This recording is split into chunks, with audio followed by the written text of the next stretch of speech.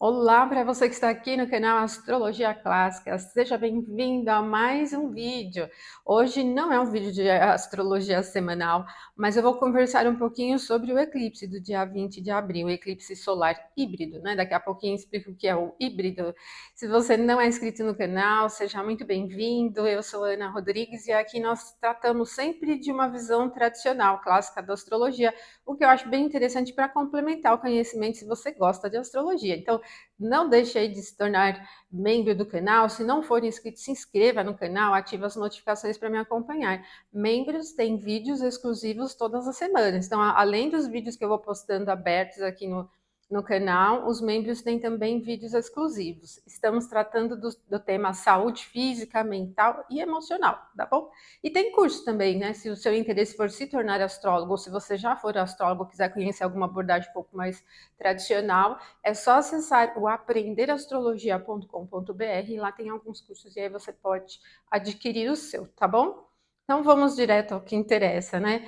Eclipse híbrido do dia 20 de abril. Primeiro ponto, eu preciso dizer para vocês que o tema eclipses, ele não é novo na astrologia. Aliás, é um dos mais antigos, porque a astrologia ela nasce de uma visão mundial para entendimento de questões da natureza, né?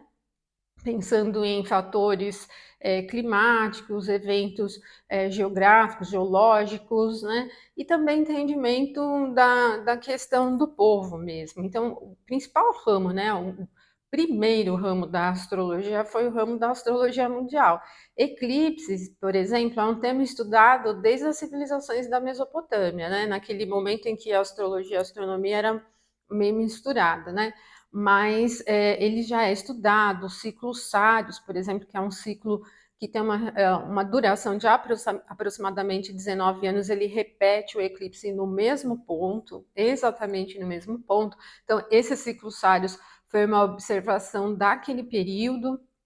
Posteriormente foi estudado por muitos gregos, o Hiparco, por exemplo, de Nicéia, foi um que trabalhou depois sobre os ciclos sários. Então, assim, eclipse tem bagagem da astrologia tradicional bastante aí para a gente navegar, tá?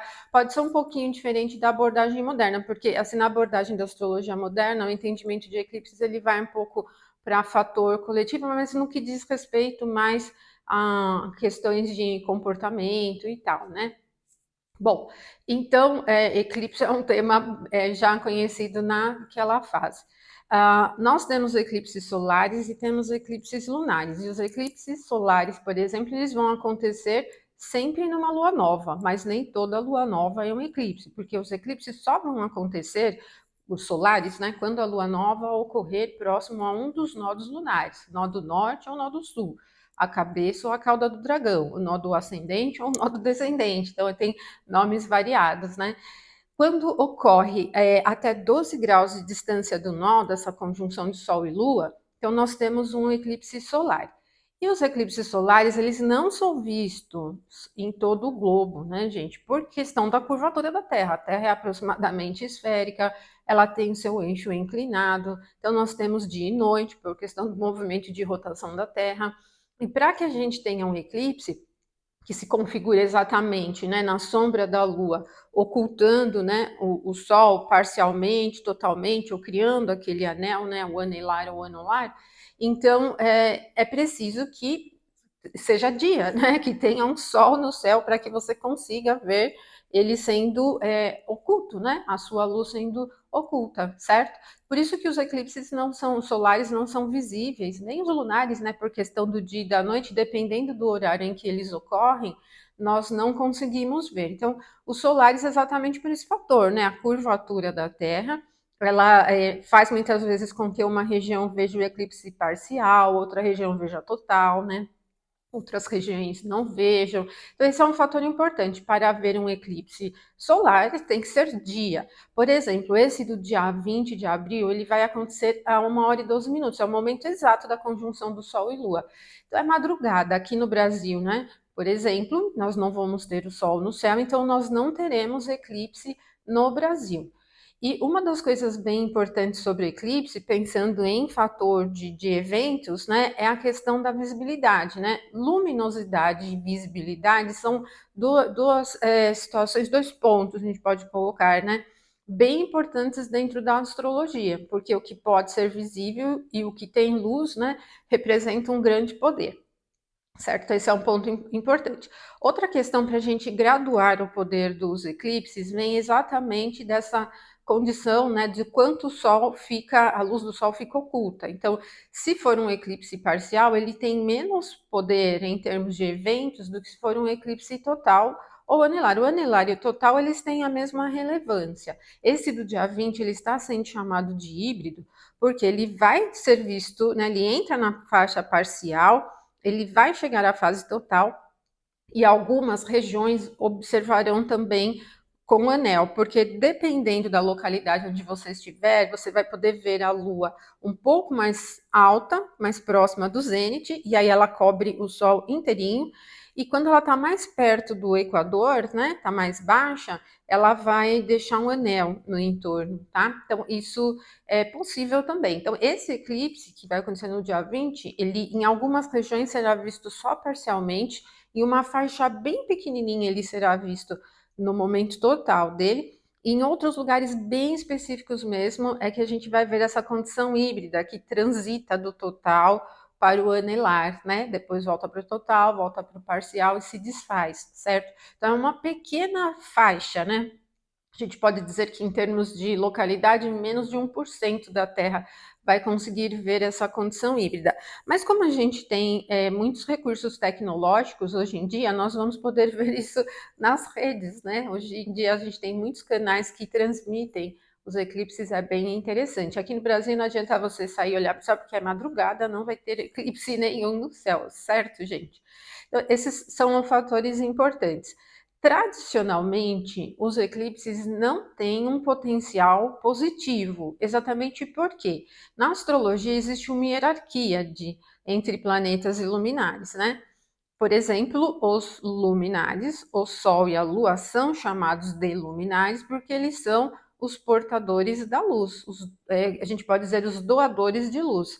São os astros relacionados à vitalidade, à energia, à própria vida. O Sol numa representação de Deus e a Lua numa representação da deusa, né? Eles ficam no patamar acima dos planetas. Então, quando há um eclipse, ter a luz, um eclipse do luminar, né, dos luminares, porque podem os planetas também estarem em eclipses, mas não é muito comum essa abordagem em termos de eventos, né? A gente mantém mais atenção aos luminares. Então, quando um luminar tem a sua luz oculta, é um sinal desagradável, né? Desestruturador, porque está ocultando a luz do Deus, né? No passado, os eclipses eles eram vistos mesmo como momentos mais catastróficos, certo? Hoje em dia a gente tem muitos, a vida é mais complexa e os eclipses continuam tendo ainda informações relativas a questões adversas. Por exemplo, muitos astrólogos associaram o terremoto, o grande terremoto, né, que teve ali na Síria e Turquia, ao eclipse que ocorreu no ano passado, que foi visível ali naquela região, né? E quando a gente tem dois eclipses durante o ano sendo visto na mesma região, ele é mais portador de eventos desastrosos em nível natural, assim, né? Eventos naturais, certo? Então, esses são pontos importantes, porque os luminares, como doadores de energia, quando eles ficam ocultos, eles não vão significar coisas boas. Você está, por exemplo, colocando um pano em cima da luz do Deus ou da luz da deusa, né, no eclipse lunar. Por isso, assim, pensando em fatores filosóficos, vamos dizer, né, mais transcendentes, os eclipses seriam totalmente indicativos de situações adversas. Existem muitas recomendações, por exemplo, sobre como se observar um eclipse. Como que a gente vai determinar em qual período, por exemplo, durante, né, o período, qual a duração em termos de anos, de meses, em que o eclipse pode ter efeito? Então, há um indicativo tradicional que a gente converte o tempo em minutos para os eclipses solares em anos e para os eclipses lunares em meses. Então, esse do dia 20 vai ter a sua fase total com a duração de 1 minuto e 16 segundos. Então, a gente traduz esse 1 minuto em um ano. Então, é um ano e pouquinho. Então, desde o momento do eclipse até um ano, pode se desenrolar eventos e situações, tá? Outro ponto citado, né, nas literaturas antigas é que as regiões que veem o eclipse fisicamente, dizendo, né, não pela internet, elas têm um potencial de eventos mais significativos do que as regiões que não veem o eclipse. Este eclipse do dia 20, ele será visível na Austrália, no Timor-Leste, na Indonésia, vai ser visto parcialmente na Nova Zelândia. Então, e lá até na Antártida, né, ele vai ser visto parcialmente. Então, essa região do globo é que pode ter indicativos em termos de eventos relativos ao eclipse. E às vezes não é muito direto, é um pouco mais difícil de você traduzir, porque nós temos técnicas, por exemplo, o recomendado quando você vai trabalhar com eclipse é abrir uma carta para o momento do eclipse para a região. Então, assim, como nós temos ali a Austrália, o Timor-Leste, a Indonésia, toda aquela região, teria que ser aberta uma carta para cada um dos locais, até para você conseguir determinar as casas, porque um dos indicativos para interpretar eclipses na visão tradicional é observar o ponto, né, angular, a casa angular imediatamente anterior à casa do eclipse. Então, vamos supor, no Brasil, a lua nova ela vai acontecer na casa 3. Se fosse um eclipse aqui, o ângulo anterior seria o ângulo do ascendente, ali da casa 1. Os ângulos são a casa 1, a casa 7, a casa 4 e a casa 10. Então, seria a casa 1. E no nível mundano, cada uma das casas tem significados. Por exemplo, a casa 1 diz respeito à identidade do país, o povo mesmo. A 4 vai dizer respeito às suas terras, fatores ecológicos, as minas também, toda a parte territorial, as florestas, certo? A casa 7 já diz respeito aos países aliados e aos inimigos mesmo, né? E alguns países têm mesmo essa inimizade. E a casa 10 diz respeito ao governante, né? A quem está no comando. Então, dependendo do ângulo que precede a casa onde o eclipse está acontecendo, a gente pode ter uma referência sobre quais desses temas podem ser impactados, tá? Outro ponto que é citado para a observação do eclipse é exatamente o planeta que rege o signo onde a conjunção Sol e Lua acontece. Por exemplo, este eclipse vai acontecer conjunção de Sol e Lua exatamente em 29 graus e 50 minutos do signo de Áries. Bem no finalzinho, é um grau final, né? Os graus finais são graus bem cansados, eles não trazem nada de muito novo. E o signo de Áries tem a regência de Marte, que está posicionado agora no signo de Câncer. Ele está debilitado na queda dele, só que aqui, né, como nós temos a Lua em Áries, nós temos uma recepção mútua. Marte está posicionado no signo do domicílio da Lua e a Lua está posicionada no signo do domicílio de Marte. Então tem uma recepção mútua, que pode amenizar efeitos mais desastrosos.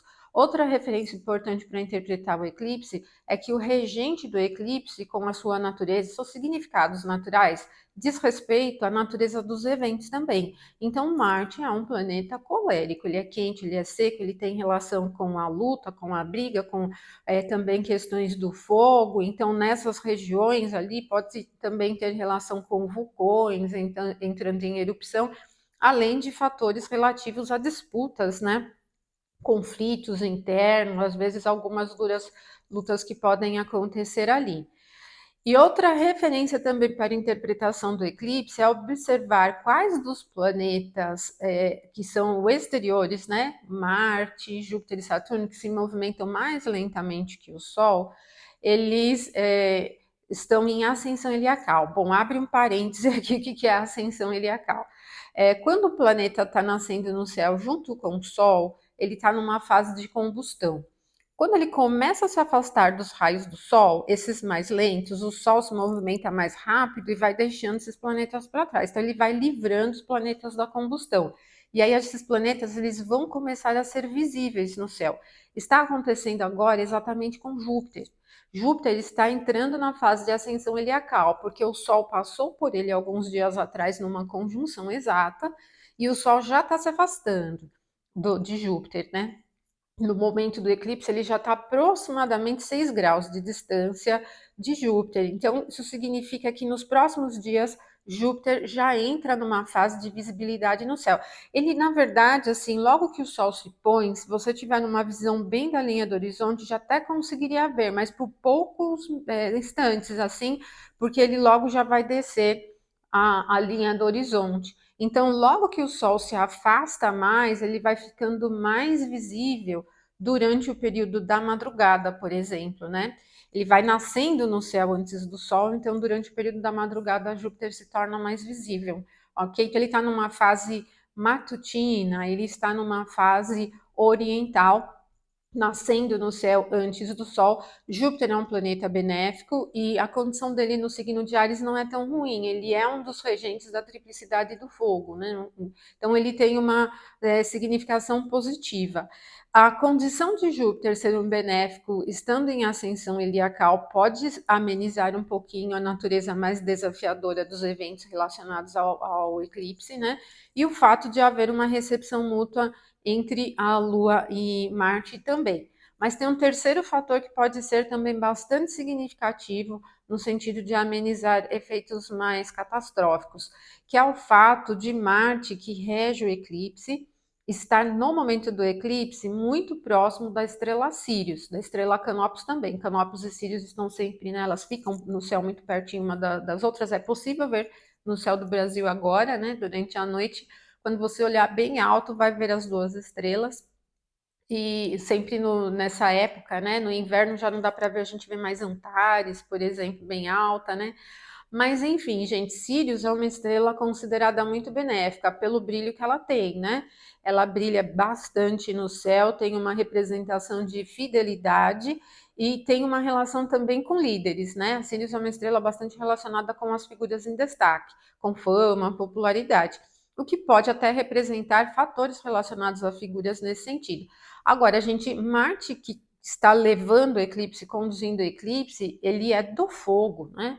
Ele está no signo da água, que é um signo que ameniza um pouquinho, mas em termos de eventos naturais, ele poderia ter essa relação com os assuntos ligados a vulcões, por exemplo, né? E está no signo da água, que envolve questões marítimas também, né? Envolvendo a região oceânica, os mares daquela região. Em questões políticas, né, ele também vai representar disputa, né, e tem uma crise importante entre, por exemplo, Austrália e China, no que diz respeito à região marítima ali próxima, né. Então, vamos observar aí nesse próximo ano, dentro desses assuntos relacionados a essas regiões, o que a gente pode ter de informação aí, certo? Agora, uma outra corrente da astrologia diz que a natureza, né, do planeta, vamos dizer, o elemento relacionado ao signo onde ocorre o eclipse, o signo de Áries, triplicidade do fogo, elemento fogo, também diz respeito à direção. Então, assim, como que a gente faz isso? A gente pega o globo, observa os pontos cardeais e cada um dos elementos das triplicidades tem relação com um dos pontos cardeais, tá? Então, no caso da triplicidade do fogo, ela é associada ao ponto leste. Então, se a gente dividir o globo, né, nos 4 pontos, a região leste, que é ali onde fica mesmo, né, de baixo para cima, a Oceania, a África, a Ásia e a Europa, está bem vinculado àquele lado do globo, não ao nosso lado aqui das Américas. Então, o que poderia também representar, em termos de efeitos do eclipse, situações relativas a essas regiões aqui, certo? É uma das correntes da astrologia que também vai para esse lado. Então, o tema de eclipse ele tem bastante informação em nível tradicional. Também a gente diz que o eclipse ele é uma técnica e estudo no sentido da astrologia mundial para entendimento de assuntos coletivos. Para interpretá-lo na astrologia natal, ele não tem muita relevância, a não ser que a pessoa tenha nascido sob um eclipse, e se nasceu no eclipse nesse ponto, pode ter eventos aí significativos, mas os maiores efeitos do eclipse são relativos a assuntos coletivos, tá bom? Então era isso que eu queria passar para vocês aí da minha visão tradicional sobre o eclipse do dia 20 de abril de 2023, que está sendo chamado de um eclipse raro, um eclipse híbrido. O próximo vai acontecer só em 2031. Eles são raros mesmo, acontecem uma vez a cada década aproximadamente, né? E é isso, então, gente, tá? Ele é raro, mas a gente não tem essa raridade em termos astrológicos. Eu acho que é importante a gente saber diferenciar qual é o nível do conhecimento, a linha de conhecimento que a gente usa para traduzir as informações. Como astróloga, eu uso recursos astrológicos. Eu sei que tem visões da espiritualidade, dizendo que é um portal, né, de influências transformadoras de consciência para a espiritualidade, para a humanidade, mas na astrologia, eclipses não são portais nesse sentido. Existe um estudo da astrologia do período medieval com os árabes que cita a condição de portais energéticos, portais, mas é outra coisa, não é eclipse, tá? Qualquer dia eu gravo um vídeo aqui e falo para vocês sobre esses portais, tá bom? Um abraço para todos. Se você gostou, não esquece de curtir, coloque seus comentários aí, se acha que essa visão é interessante, se ela complementa o que você já tinha visto sobre eclipses, deixe seus comentários e me ajuda a divulgar aí o vídeo, compartilhando com seus amigos também, tá? Não deixe de curtir o vídeo. Um abração e até a próxima. Ai, torne-se membro também do canal. Beijão, até o próximo vídeo.